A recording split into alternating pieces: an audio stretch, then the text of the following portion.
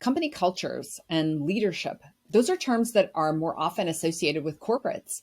But small businesses also struggle with creating a company culture where people want to work and having leaders who can drive the behaviors that they want to see in an organization and have the growth. A challenge often comes when a small business that is made by the founders and a small group who initially founded the company begins to grow. And what happens to the culture? Well, in today's episode, I'm going to talk to Brittany Drozd about exactly those kinds of challenges and how she helps small businesses to master leadership and company culture. Take a listen.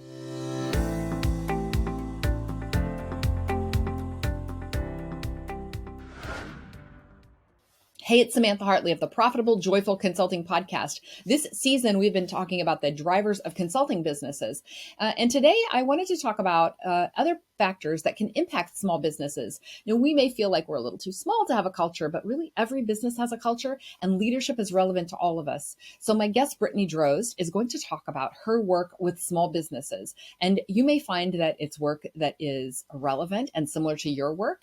And you may also hear insights, as I did, about what we can do in our own businesses to create cultures where people want to work.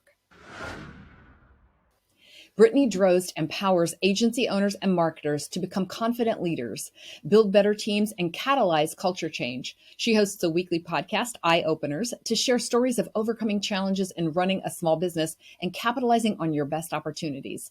Businesses hire Brittany to improve performance, develop leaders, and improve company culture. Brittany is a licensed psychologist, interesting, and has business training from Harvard. Away from the office, she is a mom of 2 little girls and loves to kite surf. I will be very interested in hearing your takeaways from today's interview. So take a listen. Brittany, welcome. Thank you for having me, Sam. So it's wonderful to have you on. And I love to start every show with hearing about transformation. So a client that you've worked with that, the beginning, why they came to you, and then what you did with them in the middle, and then what was the glorious result of that. Okay, well, I'm so excited to share with you. So I have a thing for working with marketing companies, and they really are creative. So they use that part of their brain. But then, leadership sometimes isn't a strong suit because they're really technical experts at what they do. And so some founders, agency owners find themselves in this place. And that is what happened when this client in particular came to me.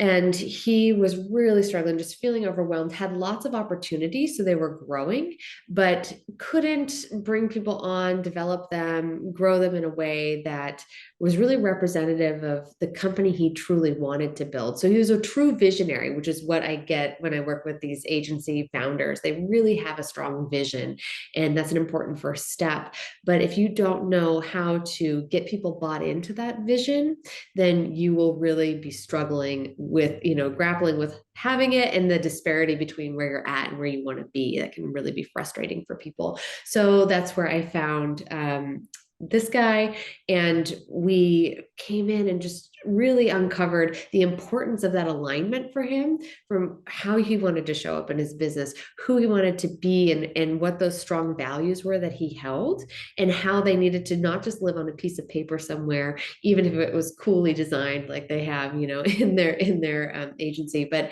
to really be living it. And so what we did was figured out, well, what would that look like miracle question, right? Yeah. 3 years from now, we have this awesome engagement. Everything goes, as we discussed.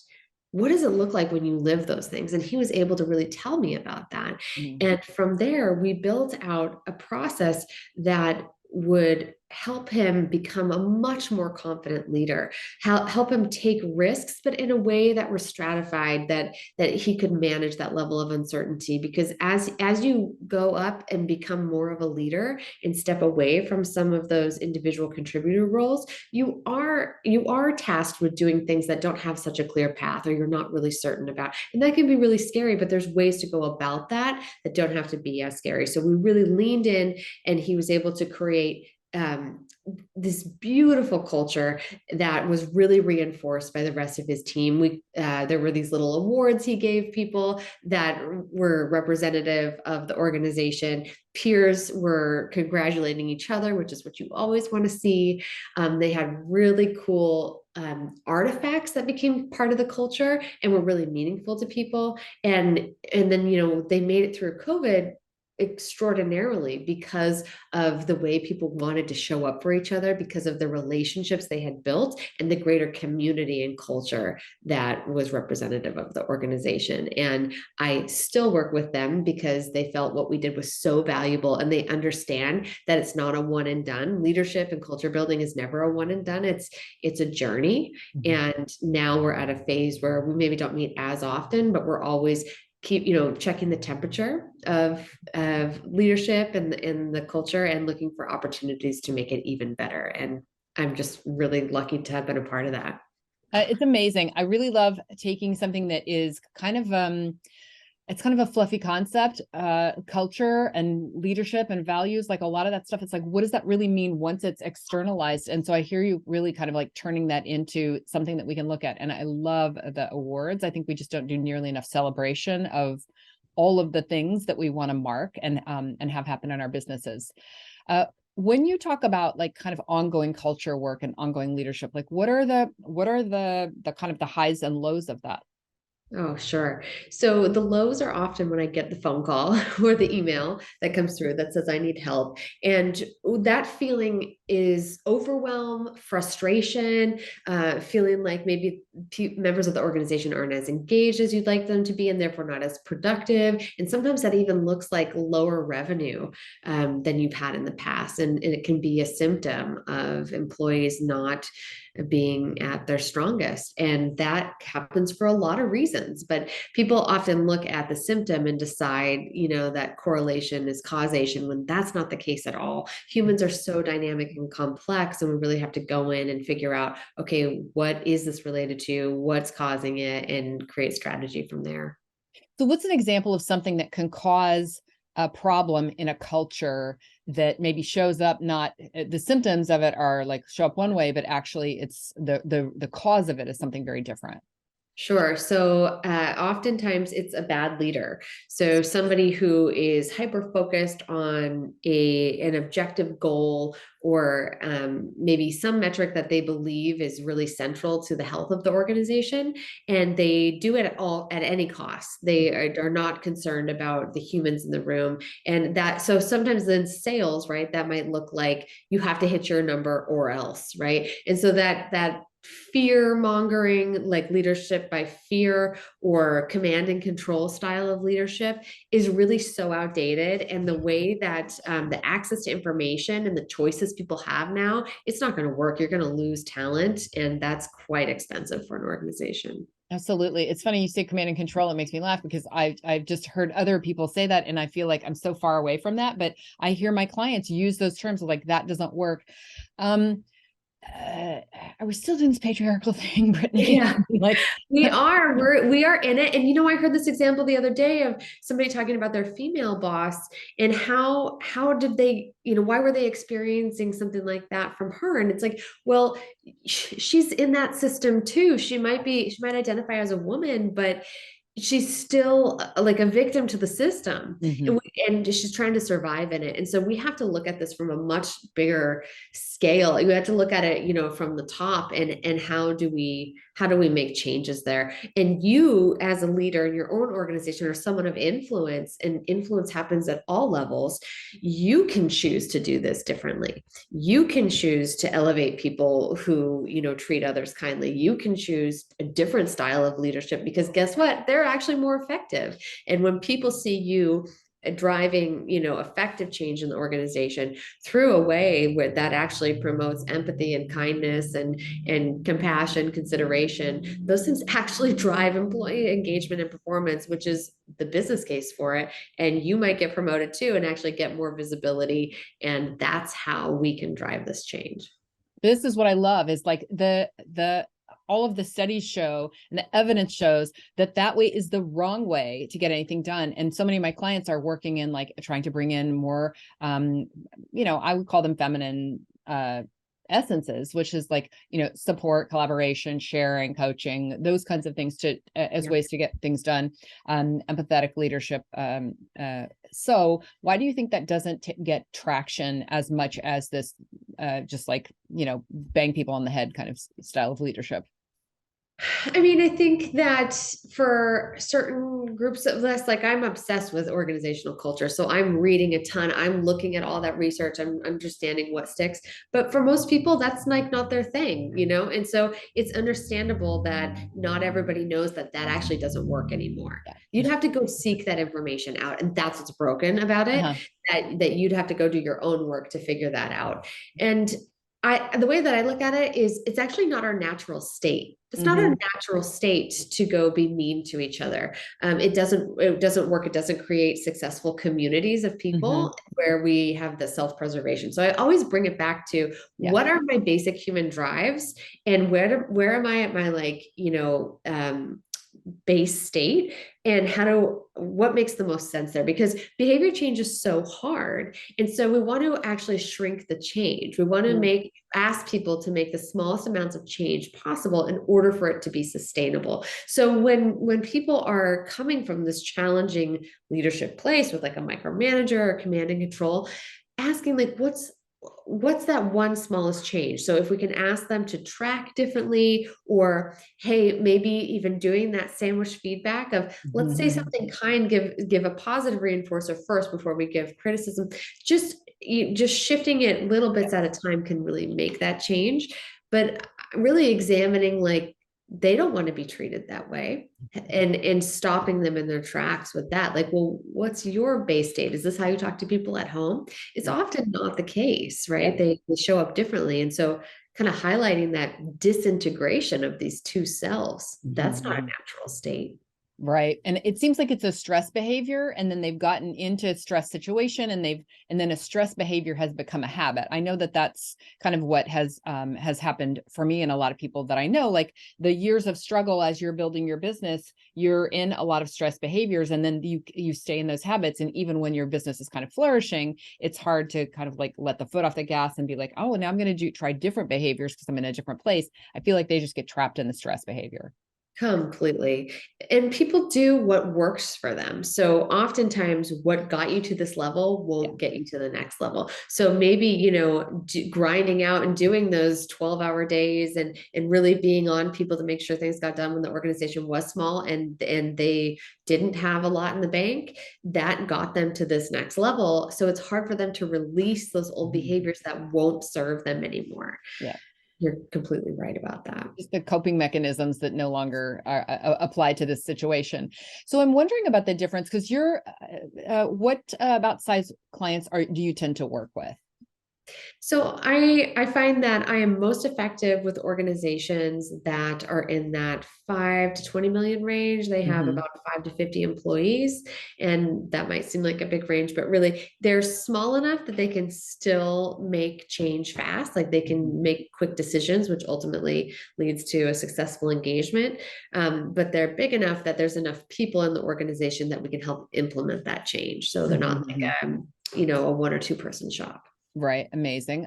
So this is one of my favorite niches for consultants to work in, because the other little secret about them is they're small enough that they don't have the corporate bureaucracies, and Yes. you can sell in 100K engagements to this kind of client all day long, because problems are expensive. A lot of them are accustomed to investing, and they'll get you paid and get you paid faster, Yeah.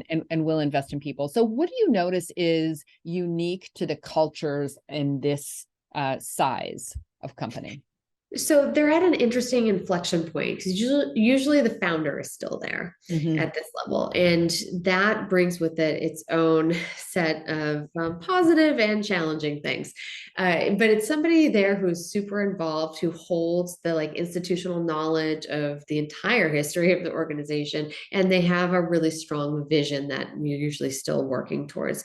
So that comes through as pretty strong leadership, which can be a good thing, but it can also be out of balance. So one thing like a second leader or CEO could bring that a founder doesn't is maybe a bit more balance, or a bit more like long-term thinking, that might take the cortisol level down a bit for people and the pressure. There's like sometimes a lot of urgency in a startup or a founder-led organization, because that's how they've had to operate to get to this point. And so those are some of the main differences, I'd say, like length of goals and in what they're looking at, trying to achieve, and the way things are communicated is different in those two regards. I've also heard that this size company can very often be like HR nightmare central, because they just, for some reason, kind of people who either create these companies or gravitate towards these companies, they just seem to have, speaking of culture, kind of their own rules about the way things are happening. And it's like, yeah, but we don't say those things at work, and we don't do those things at work and stuff like that. So do you encounter that? And if so, like, what's like a graceful way to handle those kinds of things? Yeah. And here's the thing, right? We're talking a lot about these challenges and negative ways that things show up. I believe that most people are doing the best that they can do with the resources and the knowledge that they have. And like you said, these habits get established early and they're hard to break, and it might just be like a stress response, right? They're reactive.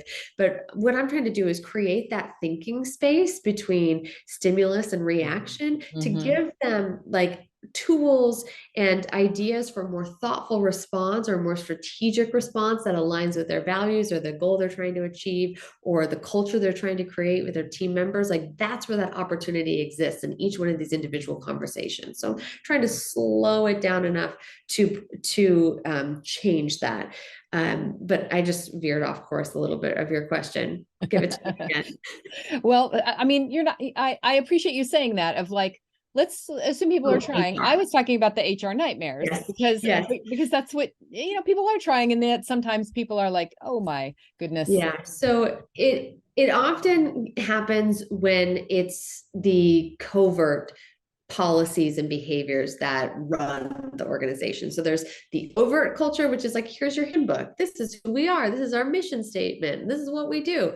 But then you get in, and I'm sure a lot of people have had this experience, and you're like, oh my gosh, this is not what I signed up for. This is so different. Like, and you'll even hear people say, oh, well, this is how it's always done. This is how we do it over here, and it doesn't match. And so when you have those discrepancies between covert and overt cultures or behavior patterns, then you have an HR nightmare. You have problems, but I don't think they're necessarily, there's not malintention there. I think that it's just something that hasn't been addressed head on for long enough that it got shaped piecemeal. And now we have this kind of bad apple thing over here when it wasn't intentionally built to be, negligent. Yeah. Yeah. I do assume people are doing the best they can. And I sometimes hear things and I feel like, oh, I don't think they have the perspective. It's a little bit of the corporate kind of thing of like, when you're in corporate, oh, you'll get fired for that, or you'll get, someone will sue you, or, especially coming from a strict corporate culture. And I know a lot of the founders that you're working with are not going to necessarily have come up through a corporate culture. And it's just such a different environment. I've also worked with family-owned businesses, which I love. And you also see like, oh, that's not actually how things are done. And I don't think a lot of them have HR manuals. So that's usually a good entry point for a lot of us. I see a lot of people saying like, oh, the person who answers the phones, their admin, or that's HR, or if you have an issue, you go tell her. And I'm like, no, that's not how it works. It's not how it works. Yeah, luckily there's a lot of fractional CHROs out there now. So if you're in need of one of those, please reach out, because if you need HR, you need them to have HR, because ultimately it really benefits you. Yeah, and it's going to make a big difference and could cost a lot of money. So, and when you talked about institutional knowledge, I know my clients who are like fractional CFOs, like one of the things that they'll encounter is like, there's one person who's like doing the books, and like the company grows and grows and grows, and she's her, and she's still kind of like doing some certain things by hand, like writing some checks and like stuff like that. And so the business has like, it really hits this growth point, which is, I think, speaking of stress, like about to explode or implode. And so how do you help your clients navigate that kind of point? Right. So businesses have these kind of natural inflection points over time and at different points in their growth. And it really can start to feel like that pressure is mounting. And for the CEO, it is, or the founder, it is so stressful. I mean, they feel like they're being pulled in every direction. And I often hear like, I don't know why I started this business. I want to leave. Like, I want to run away. Yeah. I've And heard I that. completely understand that. Like, it's a lot on their shoulders. But you have to come back to do we exist? What do we do? Who do we serve? Right. And coming back to this why we exist can kind of help you figure out, okay, if we could do one thing, what is the one thing that we should focus on right now? So it's the accumulation, it's the cumulative effect of all these things coming at you. But if you can break it down and start to look at, okay, well, we need this new accounting system over here, but we also need this. Okay, but right now we have more orders than we can fulfill. Does that mean, we need to address that first, and then we need to have an updated bookkeeping system by the end of the year? So you can start to really figure out what are your hottest fires and what needs to be addressed, but strategically. But Yeah. you can't do that if you don't give yourself any room to think. Like I said before, like trying to create more space between stimulus and response Yeah. is ultimately the most helpful thing you can do, because then you can introduce more strategic thinking. You can prioritize, you can consult other people. Yeah. I've talked about that a lot on the show because I'm a believer in thinking, but specifically in having intentional time to think, because I think that a lot of the success metric for a lot of people is like to be booked solid. And I'm like, no, actually the success metric is like you work a third of the time with clients, and then a third of the time developing your IP. And then a third of the time, you can be just like thinking thoughts, thinking about how to get better results for your clients and things like that. And so I applaud the idea of giving founders like time to just like, hold on, like, actually, what do we want to do here? And so you have a psychotherapy background, and I wonder, does that always come up in your work with your clients, or are you more, is it more in the background the longer that you work? Yeah, that's a really great question. I feel like I can't not see things through that lens. Ever since I was in high school, I knew that this is what I wanted to do, and I think it's my gift. Mm-hmm. I can just see the deeper layers of people. I can see how what they're showing is maybe like a defense mechanism or response to something else. And now, since being trained, I have tools to kind of help open up that conversation or approach that in a way that doesn't feel confrontational, but can really add value to the organization. So while it is a tool in my tool belt, it is the glasses that I see the world through that I don't know if I can take off, because that training is so integrated, and I've been so intellectually curious about what makes people tick since I was a little girl, and um, mastering that knowledge, or getting more and more information about understanding the human condition and motivations has served me so much, and it's fascinated me. I feel so lucky that I get to combine my passion with my zone of genius to really create that joy in the work that I do. Amazing. I'm glad you get to too. Do you have it feels like kind of an amorphous field. So do you have like signature systems that you use when you're working with clients? Yeah, really great question. So I have been doing this work for over 10 years, and I have a process that I definitely use. And it is my own, but it is a mix of tools from the coaching world, tools from psychology, and organizational behavior, because I love working with organizations. So I always start with clarity of vision, because if you don't know where you're going, then Yep. any path will get you there, right? And Mhm. it's not possible to achieve the goal that you do have in there somewhere. Maybe you're not ready to say it out loud or be held accountable for it, but somewhere in there, the direction at least you'd like to go, and really bringing that into the world, speaking it out loud, figuring out what does it look like, feel like, who's there, like really getting into a super, super detailed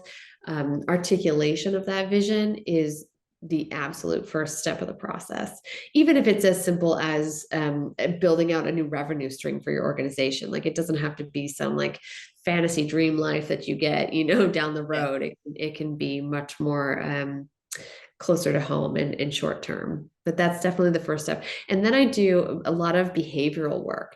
So Mhm. helping people first reflect and look at their own behavior. So I always hold the mirror up first, because so many, when leadership's going wrong or when the organization feels very stressful for people, there's a lot of blame game and finger pointing that happens. And that is the first thing I love to break down, because if that's happening somewhere in your organization, leadership is reinforcing it and supporting it somewhere. And it has to probably do in your incentive systems or metrics you're tracking or performance management. And that is something I absolutely love to get in the weeds with, because every organization thinks they're unique and no, we have to do it this way, whatever. Or it's old and it doesn't serve them anymore. They started this system when they had 2 employees and now they have 25 and it's breaking down. Time for like a new evaluation system. But I love to incorporate people's strengths, understanding what they're great at. What is like their hidden skill set that maybe wasn't part of their job description, but that they can really bring to the organization. Most people don't ask.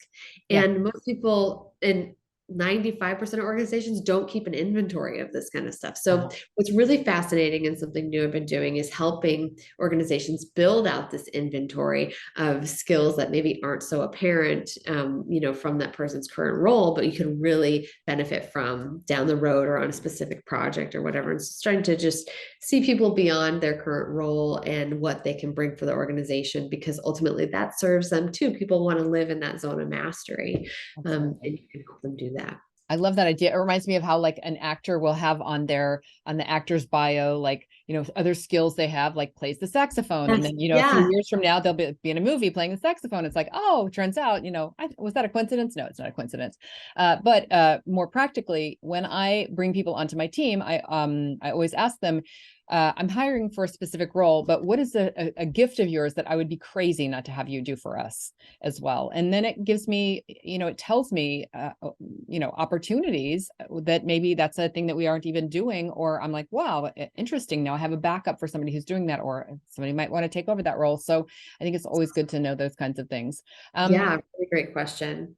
There's one last component to my work. It feels like I need to mention it, so people understand the model completely, and that's the culture work. And so Yeah. I use different tools to assess where your culture is at today and where the team would like it to be. And that's anonymous, so we get really awesome information there. I even interview key team members to add context to their experience working in the organization. What things are they doing well? What things can be improved? And lots of times the people I work with say this was worth it if this was all we did, Yeah. because you can't get that information any other way. You have to have a third party person kind of come in and get it. And I And know happen what to ask. right. I Just happen any to know random what to thing, right? ask. I happen to know where to dig in a little bit or look for those, nonverbal cues to ask for the deeper answer there. And that information I present thematically and really helps drive and steer the direction of the strategic work we do, whether it's developing more leaders or shifting the key influencers and how we engage those people more, or building out like value alignment in the culture. All these things we have to look at, where are we trying to get to, what behaviors are great and we can just amplify those, which ones do we need to change, and then how do we make that work as a whole culture and community. Terrific. Terrific. Love it. What are the kind of the things that you're keeping an eye on over the next year as far as in the areas of culture and leadership? Sure. Definitely the return to the office is something I'm looking at. There is fresh research coming out all the time now as different organizations are doing this differently. I have some companies that work in the field, work like engineering, and they had to be on the ground no matter what this whole time. And I'm looking at, well, how did that work for them? How is it now that they've been in that environment for the past 2 years? What kind of TLC does their organization need, or do those guys need as individuals? Also looking at, in more professional services or knowledge workers, how is it different? What has their experience been? And what does return to work look like when you can technically do your job remote? And it looks like we need to be a bit more thoughtful on when and why we ask people to come together. There is still lots of value of being together in the same place, but we just need to be thoughtful about how we do it, because now people know, I don't actually have to do that dreadful commute every day anymore. So it's figuring out that value alignment piece, right? And saying, well, what would be worth it to you to come in? What kind of work would we need to kind of create some of those serendipitous collisions, is what we say in organizational behavior. How do we create these meaningful collisions that actually boost that creativity and innovation that our organization has been missing, but not burn our people out in the process? Totally. I'm also keeping an eye on that. Just met in this month with clients in person, and it's different from a Zoom, and it just has a different impact. But I don't think we can just be doing that for the sake of doing it day in and day out. And again, having the commute, I think it's way too stressful. So I love watching that and what's happening with it, and I love that you're helping these organizations lead and do culture in a better way. If somebody has heard this and is like, ooh, I think one of my clients needs her, or ooh, we need her, where can they find you? Well, I am all over the internet. You can find me at brittanydraws.com. And from there, you can email me, or you can just reach out to me at brittany@brittanydraws.com. I am on LinkedIn. I'm on YouTube, Instagram for fun. You can find me in all those places. Perfect. Well, we will put all the links to all those places in the show notes. And Brittany, it was just super, super fun geeking out with you on, this is one of my favorite topics, just talking about people and change. And how to make things better for people inside of companies. So thank you so much for being with me. Of course. Thanks so much. I'll be excited to hear your takeaways from today's interview. Brittany and I are wishing you a profitable and joyful consulting business. Thanks for watching. I'd appreciate if you'd like this episode. And if you enjoyed the show, why not subscribe? Be sure to click the bell to get notified when new episodes drop.